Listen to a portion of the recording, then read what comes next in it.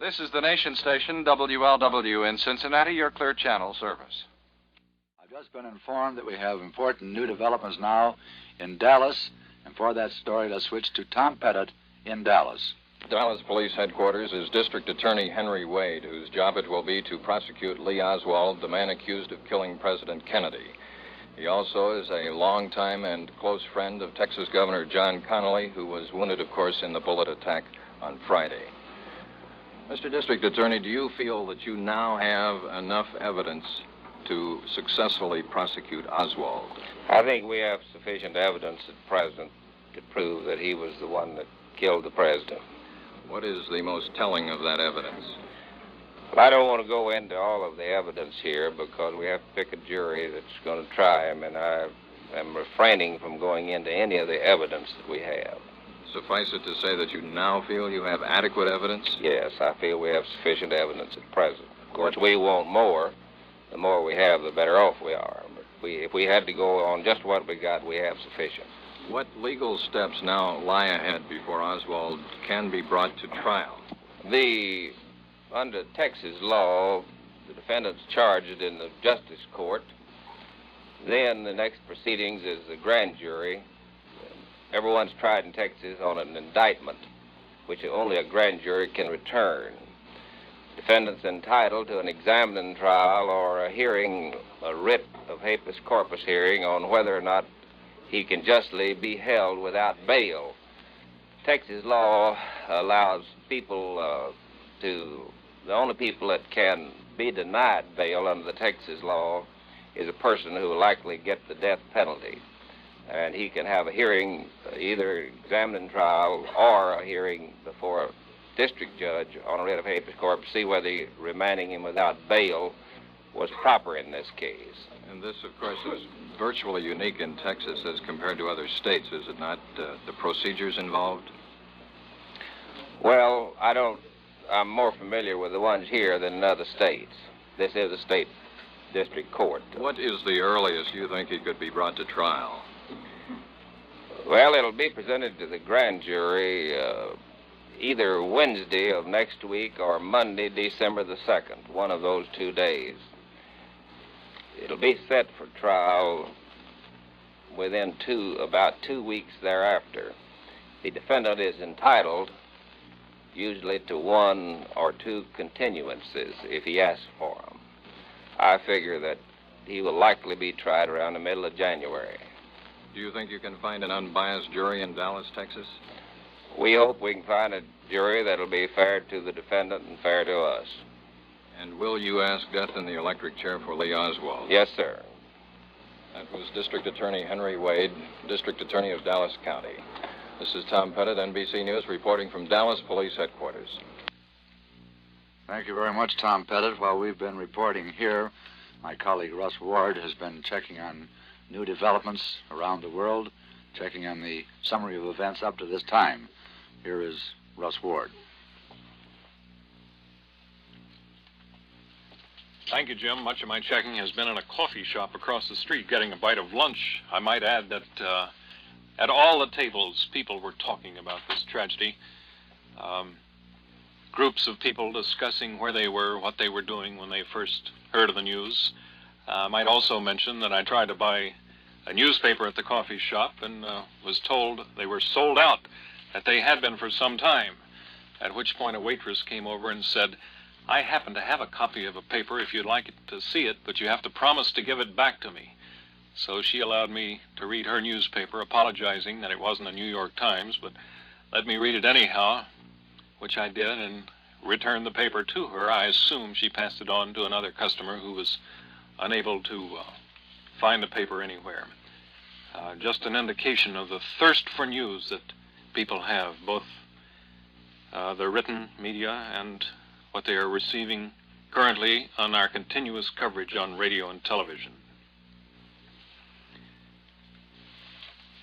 A sorrowing President Lyndon Johnson proclaiming Monday, November 25th, a national day of mourning for a great and good man, the martyr John F. Kennedy. President Johnson urging Americans to assemble in churches on that day to pay a homage of love and reverence to the slain former chief executive. Mr. Johnson inviting all the peoples of the world who share our grief to join us in this day of mourning and rededication.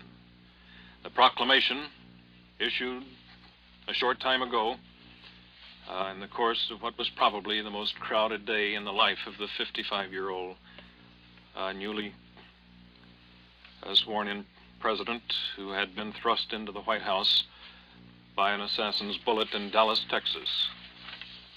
Mrs. Kennedy and her two children, who have been told of their father's death, have attended a private mass at the White House. 75 friends and relatives also were present. News Secretary Pierre Salinger says the children, Caroline and John Jr., were told last night. He did not say who told them. Former President Eisenhower, other dignitaries, close friends of the slain president, and members of his family have been filing past Kennedy's closed coffin in the White House today. The body to be moved to the Capitol building tomorrow, where it will lie in state. Then on Monday, it'll be transferred to St. Matthew's Cathedral for services at high noon. Among the dignitaries to attend the funeral services will be President de Gaulle of France, Prince Philip of Britain, King Baudouin of the Belgian. White House News Secretary Pierre Salinger says it is not yet determined where Mr. Kennedy will be buried.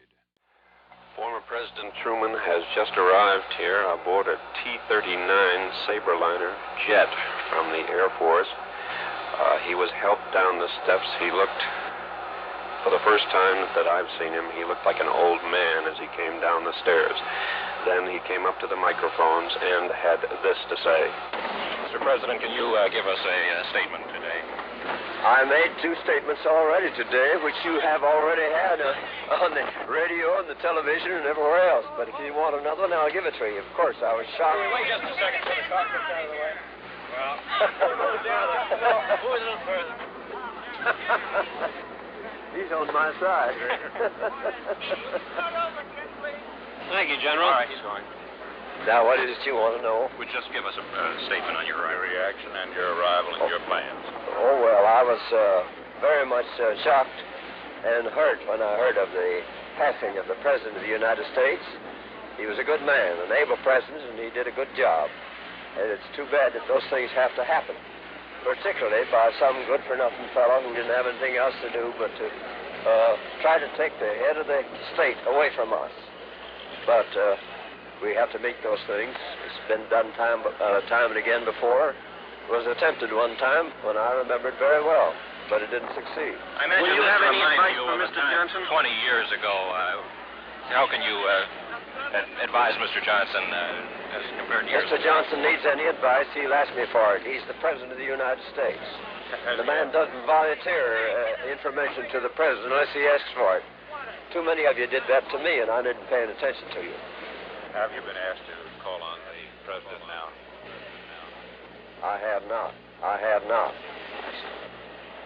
Have you talked to President Johnson since Yes, taking I office? have. I've talked to him. Could you tell us something about the No, conversation? I will not, because that's confidential. You ask the President if you want to find out. What are your plans right now, sir? Go to the hotel and sit down if I can. If you guys will let me do it. We're going right to the White House. Thank you, Mr. President. And we let him go away. I say he looked old, but as you heard, he still has the fire. As you heard a little interruption on the tape at the beginning there, that was when the car taking the president, or former president, to the White House or to his hotel, was driven up right between us and the cameraman. You heard the cameraman complaining. That was what that dispute was about.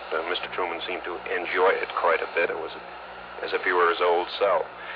At the same time that we were talking to him, we found out later former governor, or rather New York Governor, Nelson Rockefeller also arrived at another section of the airport. We tried to rush over and get him and got there in time to see his car moving away. He is also now in Washington. This is Ed Goff, NBC News at Washington National Airport. Former President Truman. This just in from Dallas, Homicide Chief Captain Will Fritz said today the assassination case against Lee Harvey Oswald is cinched. He said flatly, this is the man that killed President Kennedy. 24-year-old Lee Harvey Oswald being held in Dallas, Texas for the assassination of the president. I just want to say that we've had a further statement from the homicide chief in Dallas, Captain Will Fritz, the man who said the assassination case against Oswald was cinched, and who said this man killed President Kennedy. He also said, without going into the evidence, I can tell you this.